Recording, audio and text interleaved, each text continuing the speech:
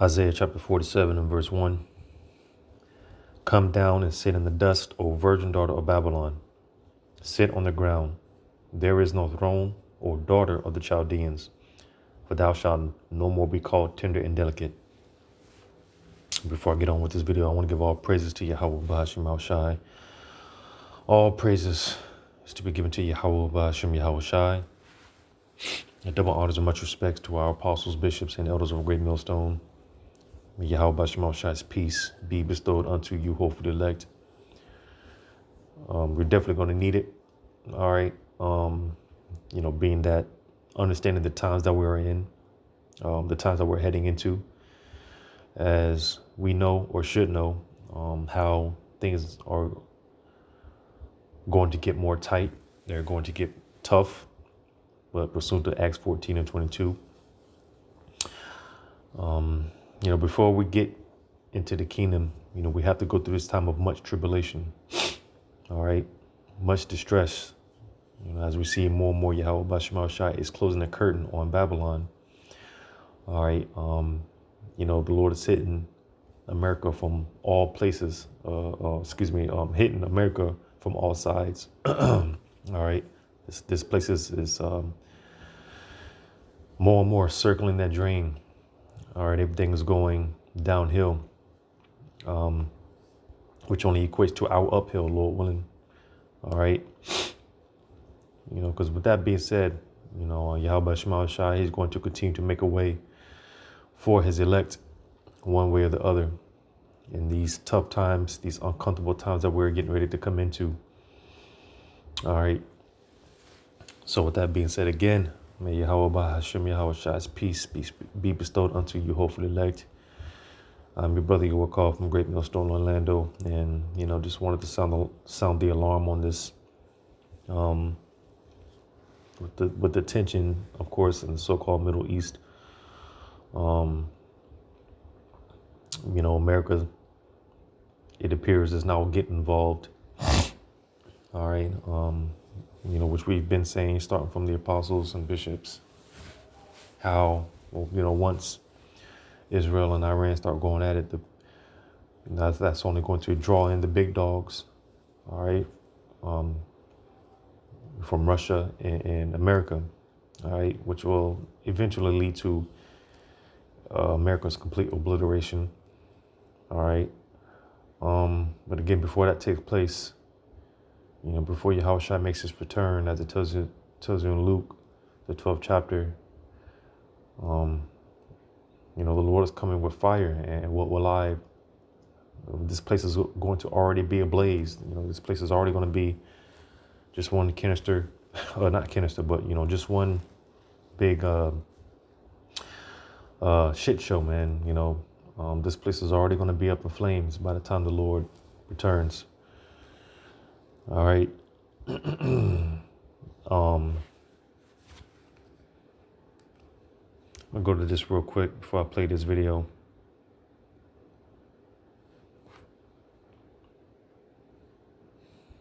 In 1 Samuel.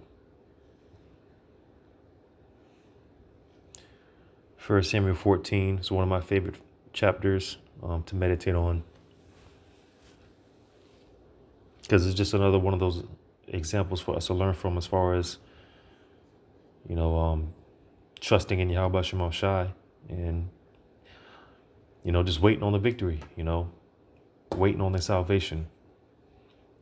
So this is just another one of those examples of faith, and the Lord coming through. So 1 Samuel 14, the whole chapter is good, of course, but just to get to the point.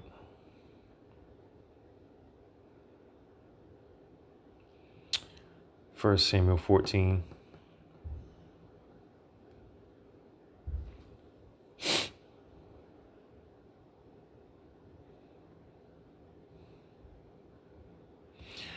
Matter of fact, just to get some context.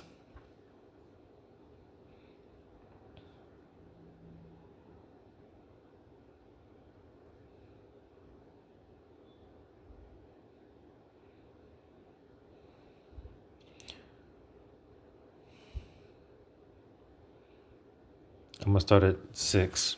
1 Samuel 14:6. And Jonathan said to the young man that bare his armor, Come and let us go over unto the garrison of these uncircumcised. It may be that Yahweh will work for us, for there is no restraint to Yahweh to save by many or by few. And, that's the attitude, the spirit that we ought to have towards the power that we serve. There is no limit when it comes to how Yahweh Bashim Shai can deliver us.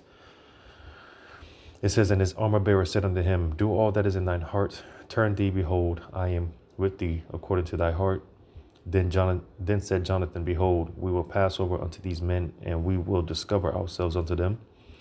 If they say thus unto us, Tarry until we come to you, then we will stand still in our place and will not go up unto them. But if they say thus, Come up unto us, then we will go up, for Yahweh have delivered them into our hand, and this shall be a sign unto us. And both of them discovered themselves unto the garrison of the Philistines. And the Philistines said, Behold, the Hebrews come forth out of the holes where they had hid themselves. And the men of the garrison answered Jonathan and his armor bearer and said, Come up to us, and we will show you a thing. And Jonathan said unto his armor bearer, Come up after me, for Yahweh have delivered them into the hand of Israel. So speaking in that victory sense, you see. And Jonathan climbed up upon his hands and upon his feet, and his armor bearer after him, and they fell before Jonathan. And his armor bearer slew after him. And that first slaughter which Jonathan and his armor bearer made was about 20 men, within as it were an half acre of land, which of a yoke of oxen might plow. And there was trembling in the host in the field and among all the people, the garrison and the spoilers. They also trembled, and the earth quaked. So it was a very great trembling. And the watchmen of Saul in Gibeah of Benjamin looked, and behold, the multitude melted away, and that they went on beating down one another. Then said Saul unto the people that were with him, Number now, and see who is gone from us. And when they had numbered, behold, Jonathan and his armor bearer were not there. And Saul said unto Ahiah, Bring hither the ark of the heavenly Father, for the ark of the heavenly Father was at that time with the children of Israel. And it came to pass, while Saul talked unto the priest, that the noise that was in the host of the Philistines went on and increased. And Saul said unto the priest, Withdraw thine hand. And Saul and all the people that were with him assembled themselves, because at this time Jake was afraid. And that's typical.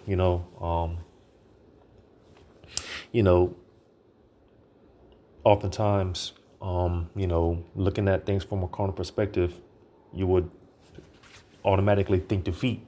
And that's why I just said, we have to have that victory type of mindset, a victory attitude. All right. Because again, there is no limit to how Yahweh Shema Shai can deliver us. No matter how the situation may seem, no matter how grim it may look, no matter how bad the situation looks. All right. And the situation here, it didn't look good at all, But again, Jonathan and his armor bearer showing that act of faith, while Saul and the rest of the people, they were shook, because of the outward appearance, right? So when they're hearing all this noise, they're hearing all this commotion, and they're like, "What's going on?" Right? Verse 20 again. And Saul and all the people that were with him assembled themselves, and they came to the battle. And behold, every man's sword was against his fellow, and there was a very great discomfiture. Moreover, the Hebrews that were with the Philistines before that time, which went up with them into the camp from the country round about, even they also turned to be with the Israelites that were with Saul and Jonathan. Likewise, all the men of Israel, which had hid themselves in Mount Ephraim, because again, Jake was hiding, It says, when they heard that the Philistines fled, even they also followed hard after them in battle.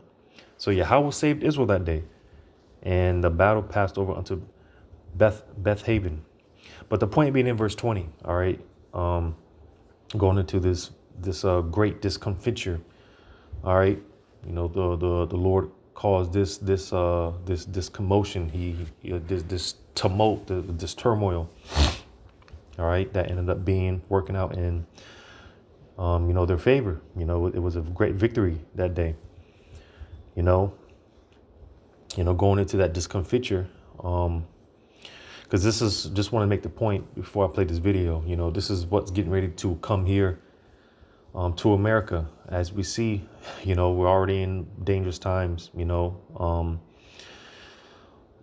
again, it's only going to get worse. As things more and more get tight and tough. We're heading to a real state where things are going to go back to a real primal way of living. All right. A real dog eat dog way of living. All right. Because, going into this discomfiture, one of the definitions goes into a convulsion. All right. Which, when you go into that, it basically goes into a violent social environment. All right. Now it can be applied to something dealing with like health.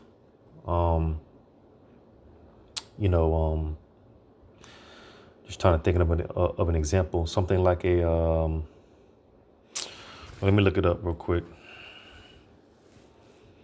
Because the point of it being that it was a sudden, it goes into a sudden violent attack, but it can be applied to, a social environment, look it up real quick. I looked this up earlier.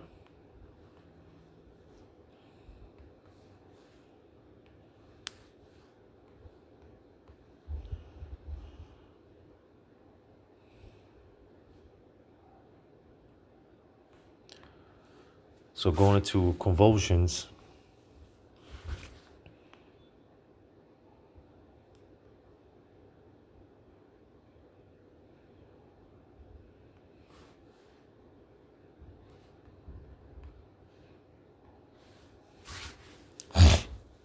because this is, as I just read, the Lord caused something to happen to where, as I just read,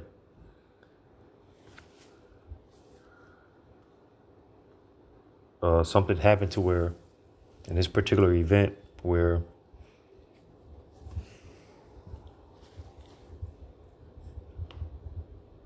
just bear with me, this tablet's slow.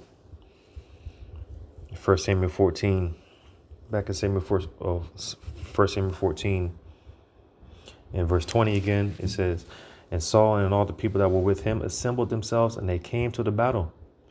So again, because as it read, Saul and Jake, they heard all this commotion, and they were trying to figure out what the hell was going on. So by the time they arrived on scene, it said, and they came to the battle.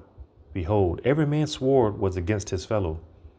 So you see, something happened to where the Lord basically shook shit up, caused this type of confusion, to where, every man was at his own throat, at each other's throat, people were attacking each other, so just imagine that. All right. And that again, because that's what's getting ready to happen here on American soil. The situation is going to get so bad that people are going to be after each other. These people, they're about to be at each other's throat, especially with which it goes on to this video that I'm about to play. Again, with the tension of this, so-called Middle East, Iran and Israel. It's being said that, Iran is getting ready they're going to cut off the Strait of Hormuz, which if they do that, this video goes on to explain it. But if they do that, I believe, that because that Strait of Hormuz, that's a major, I believe 30% basically 30% of global, mainly when it comes to the oil trade. You know, the travel, you know, like with the oil barrels, you know, the barrels of oil. I believe 30% of the world's oil comes from that you know, that region. So if they in fact do cut off that Strait of Hormuz, man, that's going to be we're going to see the effects, you know. But just going into this convulsions, it says a sudden violent irregular movement of a limb or of the body caused by involuntary contraction of muscles and associated especially with brain disorders such as epilepsy. So yeah, you know, that's pretty much it. You know, epilepsy, seizures, you know, things of that nature. You know, just want to stress the point about that sudden. It's like a sudden attack. You know, and you know that was just one of the definitions, one of several definitions of going into that word discomfiture. You know, emphasizing the point of a sudden attack. You know, so, and like I said, you know, it can be applied socially. All right. Economically, you know, so that's what's getting ready to happen. All right. So without further ado, we'll go ahead and play this video. And this is by Epic Economist. President Trump spending hours in the Situation Room with his national security team Friday as Israel and Iran launched additional missiles at one another.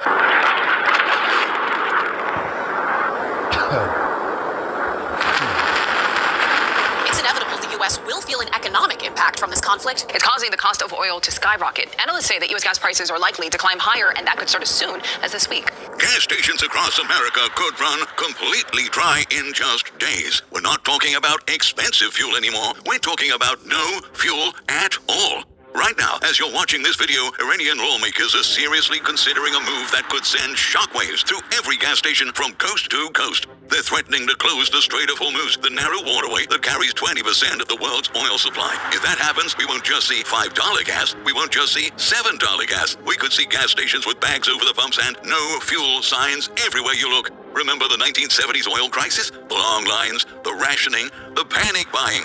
That's about to look like child's play compared to what's coming. The dominoes are already falling. Now, going into that 1970s oil crisis, when pretty much it was OPEC, you know, they pretty much I don't know if they let me look that up real quick, because the effects of it, let me look that up real quick, because this was during the time of the what do you call it, the what is it? This was a time of the Yom Kippur War,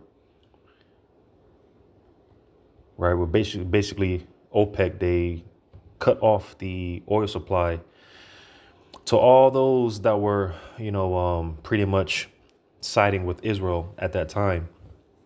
And, you know, it caused a number of things: stagflation, all right, unemployment, recessions. It was, you know, they had something called the car-free Sundays, you know, which that event, when you look into it, it is kind of a catalyst to why it shaped a lot. It changed a lot to where this is why, basically, in not so many words, this is why we see electric vehicles. You know, it shaped nations into leaning more towards, you know, solar power, like I said, electrical vehicles and things of that nature, you know. So, you know, it did a lot, you know. What was I gonna look up? 1970s oil crisis, 1970s oil crisis. Like I said, during the time of the Yom Kippur War, OPEC, they cut the oil supply off of all the nations that were, again, at that time supporting Israel. So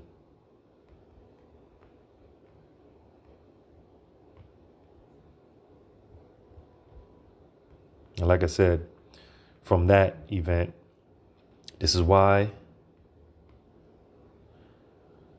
we see electrical vehicles, right? EVs and things of that nature,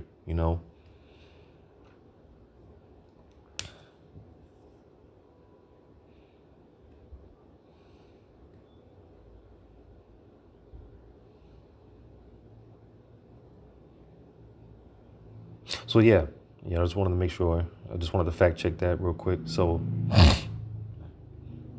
I stand corrected. So without further ado, we're gonna play some more.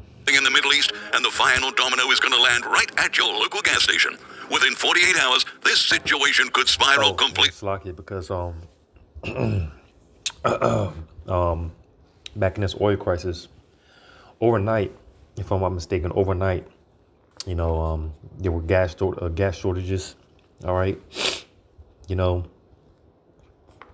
not only that, gas was high as hell. There was gas shortages, so this is why we see, or if you look into it, you had those long lines and things of that nature. Well, they're saying that if they do in fact cut off this Strait of Hormuz, this is going to be, that oil crisis is going to look like child's play. All right. Falling in the Middle East, and the final domino is going to land right at your local gas station. Within 48 hours, this situation could spiral completely out of control. Here's why you need to prepare now.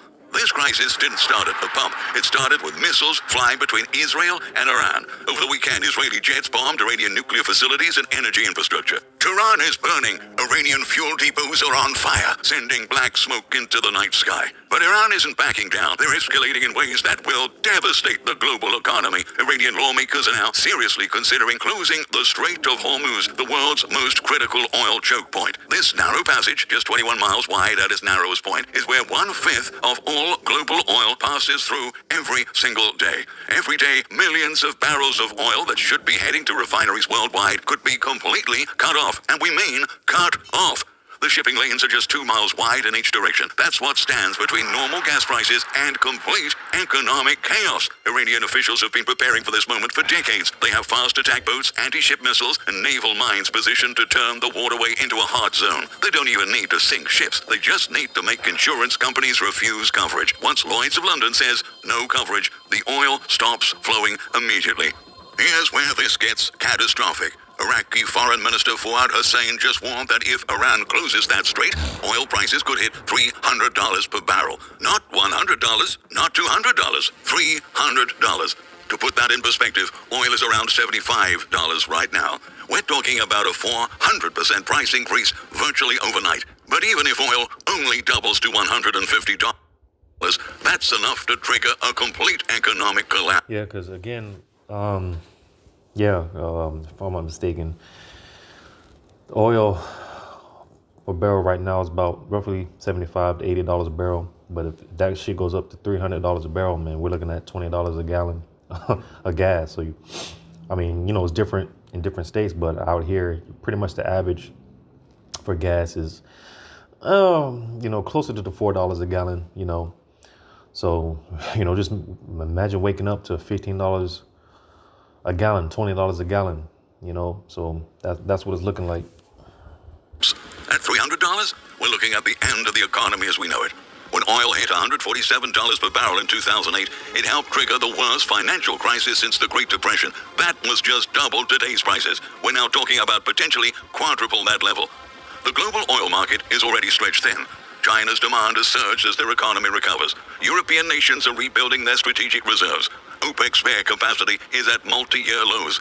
Russian exports remain constrained by sanctions. There's virtually no buffer when the Strait of Hormuz closes. No spare capacity to replace that 20% of global oil supply.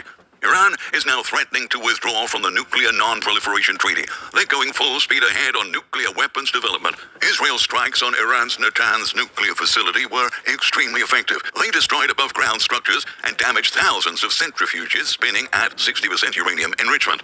But Iran's Fordo facility, buried deep in mountains, is still operational. Israel couldn't touch it without massive U.S. bunker buster bombs.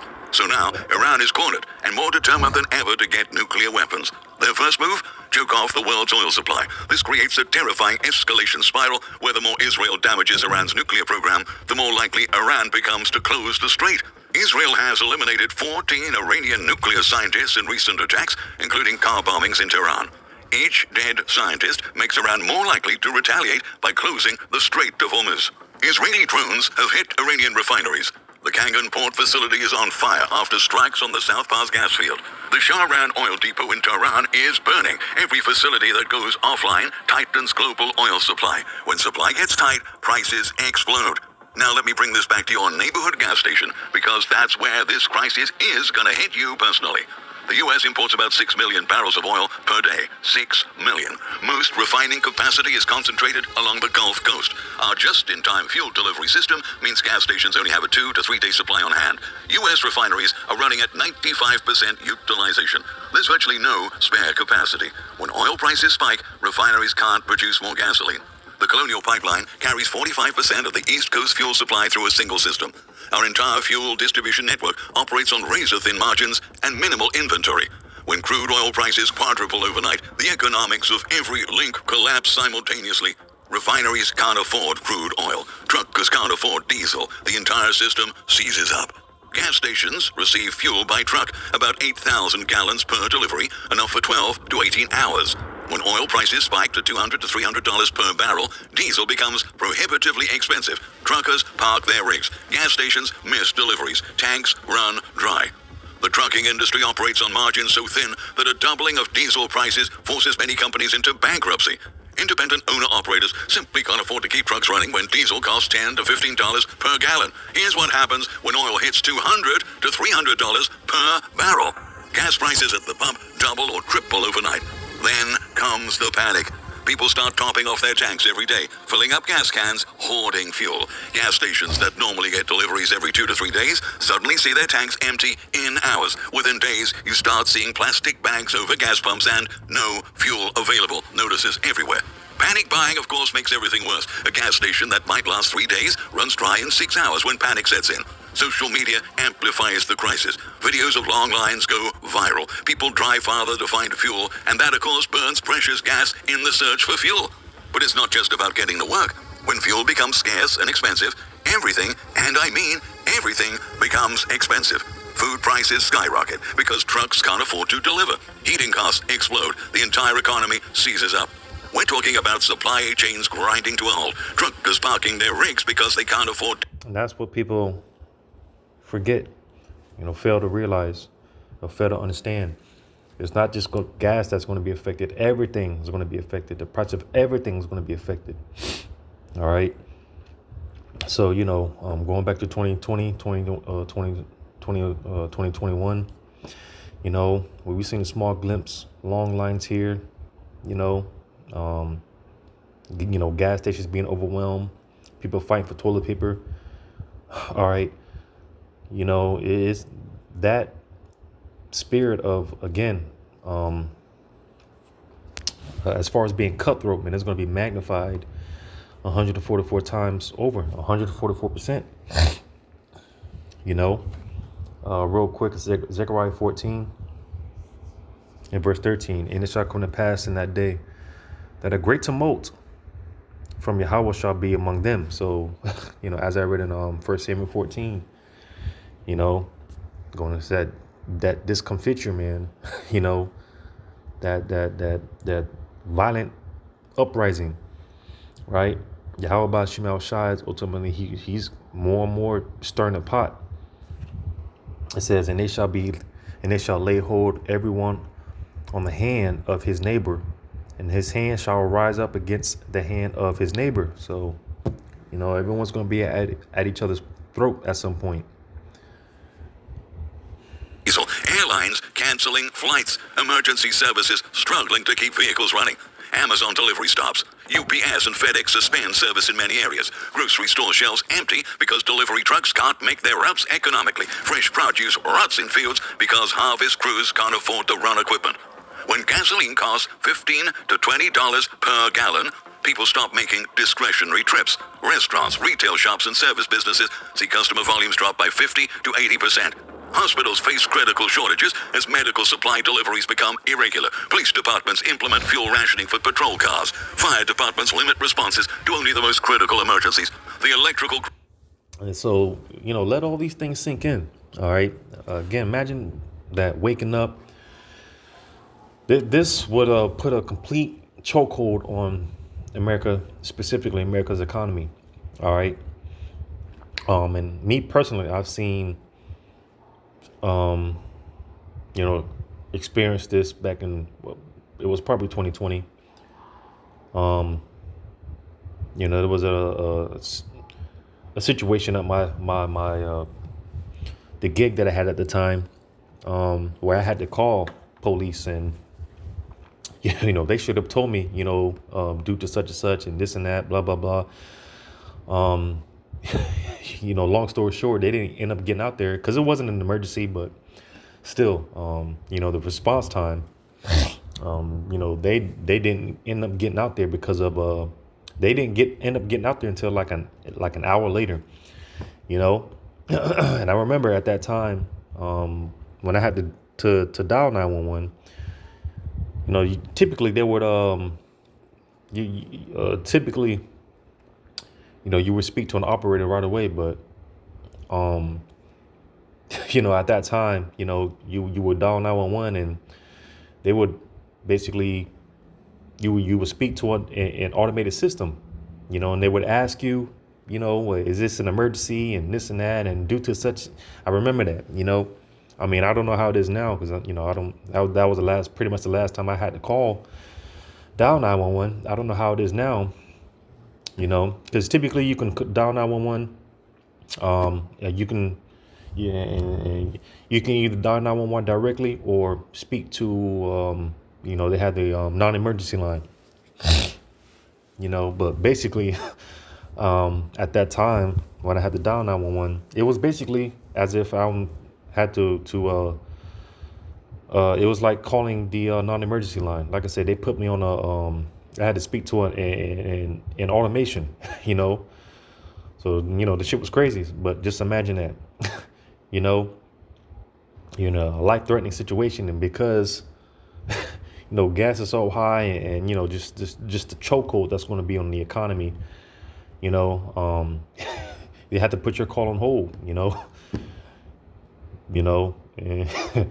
and, and eventually it's going to get to a point, like the scriptures say, the mighty man forbearing to fight, because eventually the ambulances, the police departments, and, all them, they going to get overwhelmed, and eventually it's going to get to a point where they say the hell with that, so, again, just imagine what that's going to lead to, because right now, even with these riots and things of that nature,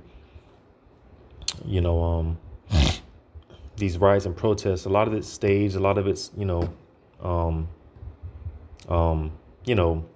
paid agitators, provocateurs and things of that nature. But eventually it's going to be the real deal. Eventually.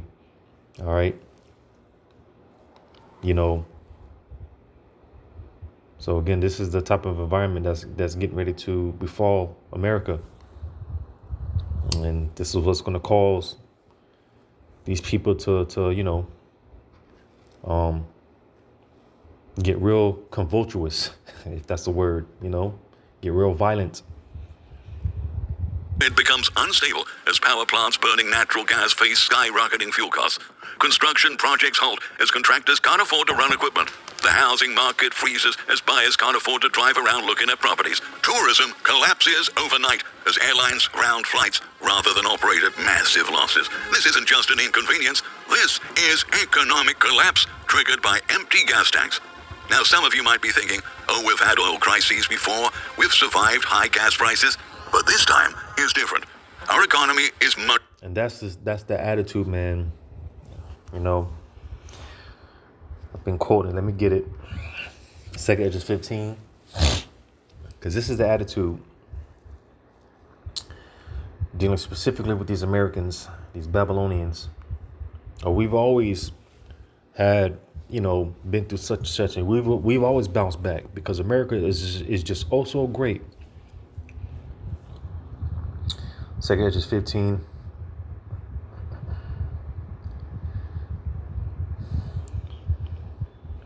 Second Edges 15 and 18. For because of their pride, the cities shall be troubled. The houses shall be destroyed, and men shall be afraid.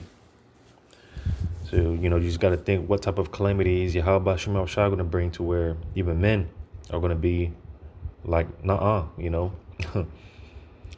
Isaiah 19, Egypt shall mourn, or excuse me, men shall be as women, Matter of fact, verse 19, a man shall have no pity upon his neighbor, but shall destroy their houses with the sword. Why? Because living conditions are going to be so desperate and dire. All right. Again, people are just going to be straight up going at one another. It's going to be cutthroat. All right. As I always say, people are going to go about things the ski mask way. All right. It says, and spoil their goods because of the lack of bread and for great tribulation. So you see, all right, it said it's going to destroy their houses with the sword. Sword is just any instrument of destruction. So that could be a number of things, taking the next man and woman, all right, grandma, kids, for what they got. It don't matter. That's how much of a cold-hearted spirit that's going to be on these people, man. All right, because of the lack of bread and for great tribulation. All right, it's going to get real desperate and dire out here, as if we're already not seeing remnants of that today. But again, it's only going to get worse. More fragile than ever. Our supply chains are more stretched. Our strategic petroleum reserve has been partially depleted, and we've never faced the complete closure of the Strait of Hormuz while simultaneously dealing with a nuclear crisis in the Middle East. In the 1970s, America had more domestic oil production and untapped strategic reserves. Our economy was less dependent on just-in-time delivery. People lived closer to work. Today, Americans live paycheck to paycheck. We've built suburban sprawl requiring long commutes. Our food system depends on products shipped thousands of miles. Our strategic petroleum reserves are depleted to around 350 million barrels. When the strait closes, there is no buffer. Our infrastructure is also more vulnerable. Much of our refining equipment is decades old. Pipeline networks are aging. Storage capacity is decreased as companies optimize for just-in-time operations. When gas prices spiked to $15 to $20 per gallon, filling up a large vehicle tank could cost $400 to $500. Many credit cards have daily limits that would prevent such transactions. The missiles are flying right now as I record this for you. Iranian lawmakers could vote to close the Strait of Hormuz at any moment. Israeli jets are planning their next strikes on Iranian infrastructure. Every hour this conflict escalates, the odds of a complete oil supply disruption increase. We're past the point of diplomatic solutions now. Both sides are committed to escalation until one achieves total victory or both economies collapse. Iran knows that closing the Strait of Hormuz is their nuclear option. Not literally nuclear, but economically nuclear. It's the one move guaranteed to inflict maximum damage on the global economy. Fill up today, not tomorrow, today. Don't just fill your car. Fill every approved container you have. This is not hoarding. This is basic survival preparation when you can see the crisis coming. The gas stations won't warn you when they're about to run dry. The government will not give you advance notice. The Strategic Petroleum Reserve can't replace 20% of global oil supply. The signs will go up overnight. No fuel available.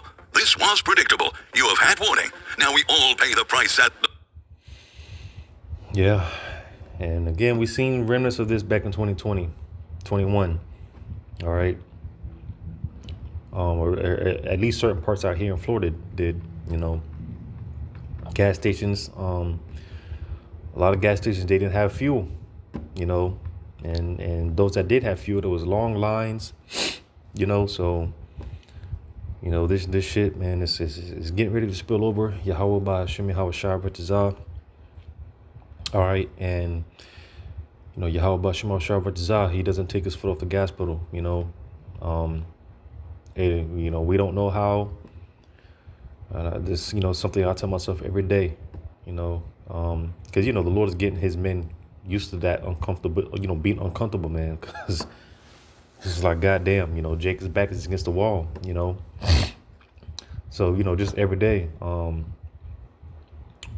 just, because the scriptures talk about strengthening yourself in Yahweh B'Shem Shai, and that you got to, man, we got to, because I say every day, I don't know how, because like I said, Jacob's fucked up out here. Jake's back is against the wall, dog, and I just gotta, every day I don't know how, but one thing I know for sure is Yahweh B'Shem Shai. You know, and you just got to remind yourself, man, hey, how about Shema Shai? You know, so with that being said, hey, we don't know how the Lord's going to do it, but hey, just know that the Lord, he is, you know, and the Lord's going to take care of us. You know, the Lord's got us, you know. So, hey, get ready, you know. Again, may the Lord not take his foot off the gas pedal.